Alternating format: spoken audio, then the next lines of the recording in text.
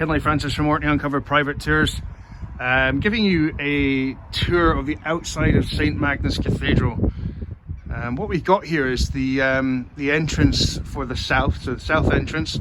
And what you can see with the interesting looking designs is that these types of stone, yellow sandstone, looks fairly recent. It's probably been done in the last 30 years.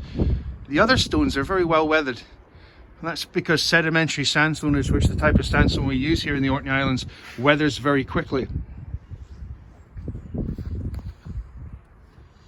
What we're going to do is going to go round the back of the cathedral now, and I'll tell you a bit more. Now I'm waiting on the GoPro arriving from a friend of mine in America, so I'm looking forward to getting that underway, not having to use my iPhone XR, even though it is a great phone. It's probably going to be easier having some sort of a headset and maybe using the GoPro. So St Magnus Cathedral, to reiterate, dates back to 1137 AD. It was named St Magnus Cathedral after Magnus Erlendsson of Norway. Magnus was slain on the island of Egilsey on the 17th of April 1117. What you can see behind me here is this amazing looking cathedral. The windows here are quite in the middle to the left are of Gothic in shape, so they're pointed, whereas the ones here behind me are Romanesque. Okay, so these are Romanesque.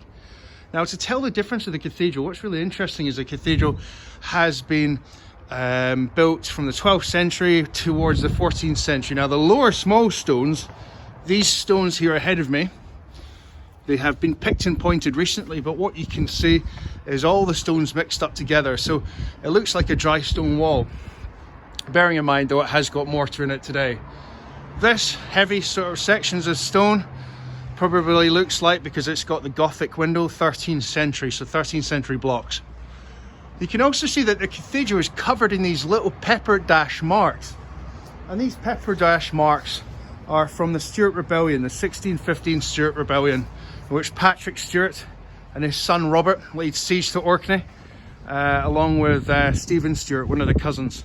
So they fired on, the king at the time of Scotland ordered a duke in the north to fire onto the cathedral to uproot the earls. What's quite interesting about this is the earls themselves were fairly unpopular because they laid siege to Kirkwall. They put in a lot of taxes for the people here in Orkney and were very unpopular.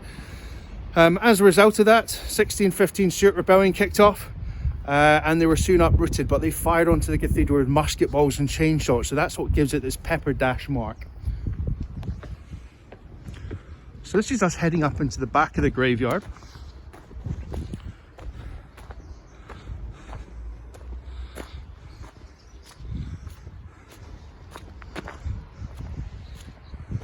Near the end of January, it's very cold today. It's the typical winter weather, but that's what we get. Everybody moans about the weather, but it is winter after all. So this section of the cathedral here that we're looking at is the east entrance, or the east window. And what you can see is these large windows at the back and the bell tower right at the top of it. But it's a good mishmash of different types of coloured stones. And when I walk around the other side of the cathedral, you'll be able to see the difference between Romanesque and its Gothic architecture.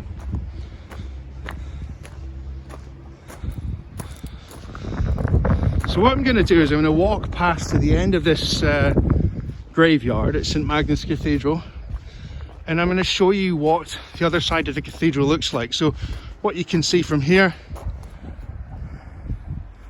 is the actual section of the cathedral. Now, the very top stones, the very section in the middle here at the top, you can see these big blocks of yellow and red sandstone. Those yellow and red sandstone, well, the red sandstone comes from the head of Holland, quite close to what we call Kirkwall Airport today, and the yellow sandstone comes from an island called Edy in the north. So what you can see is this small amount of smaller types of stones linked together, and then it's been extended. And that's what you can see here, okay? So you start off in the middle at the crossing and work your way back.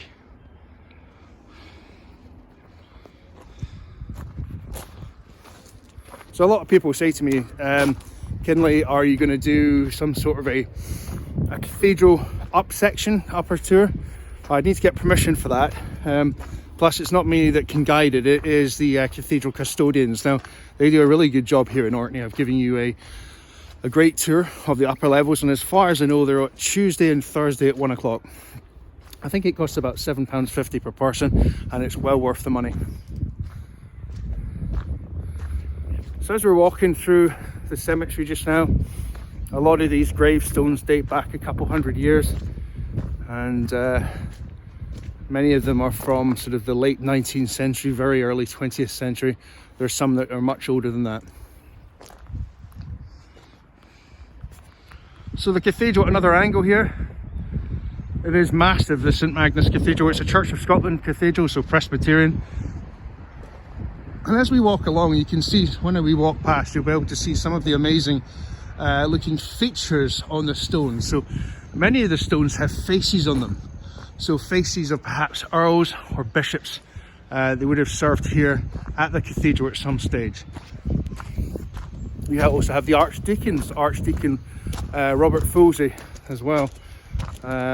So many of these types of faces of the people who lived here and worked here are on some of the stones.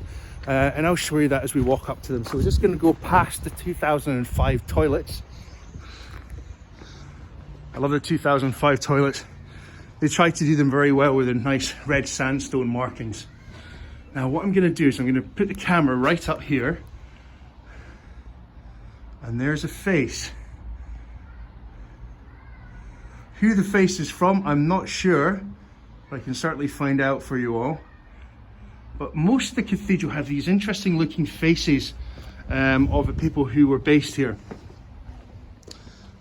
Men that served at the cathedral over many hundreds of years, and so they've put their faces up on the Romanesque and Gothic architectural sidings of the building.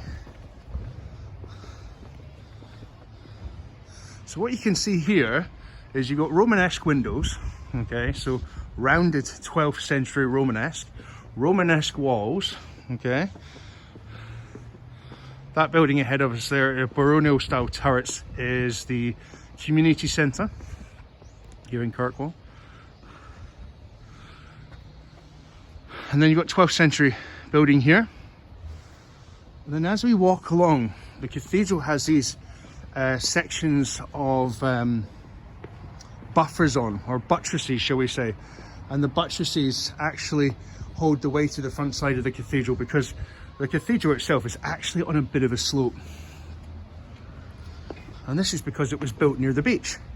So when the Norse started building it, what they didn't equate to the fact is that when it was built near the beach, there'd be quite a lot of problems with subsidence of the land. So that window there is pointed, as is the little one in the middle there, okay? And this whole section is 13th century extension. So if I walk all the way back from the graves, near the wall, so I'm not near any graves to disturb them. From this section here, what you can see is from the doorway to my right, Gothic roof, okay? So what you have is these pointed windows at the top, much bigger stones, and then looking down from the left of the door, heading towards the crossing, is Romanesque. So it took about 350 years to build St Magnus Cathedral.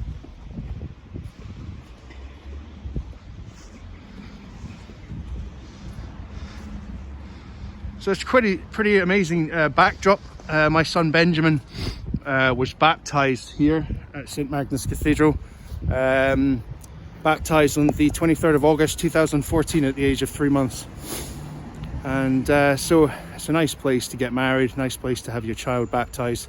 And it is a significant part of what we see here in Orkney. Now, what's really interesting about this is the Norse, when they built the cathedral, the idea behind it is they wanted the cathedral to show the extent of their powerhouse. So right ahead of me here, or behind me as I'm turned the camera around, is a road. And the cathedral steps, which are behind me to my right, these cathedral steps were very interesting because this was very close to where the shoreline was. So the Norse would come in from the shoreline, and ahead of them would be the powerhouse of St Magnus Cathedral. However, that didn't really relate to their plan because the subsidence caused the whole building to fall forwards towards the sea. This here is the War Memorial for Kirkwall.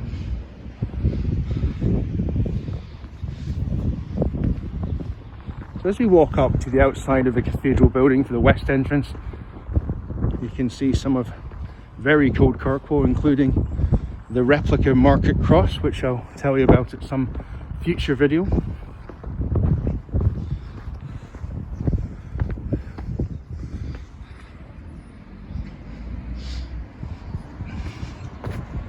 Now here at the cathedral, what you can see is these markings. So these are the indentations that you can see, and these indentations are from musket ball fire and chain shot and grape shot from the 1615 Stewart Rebellion. So the whole cathedral's covered in them, so it would have been quite a damaging time for probably more injured from ricochet from their own vessels than there would be anybody killed from inside the cathedral.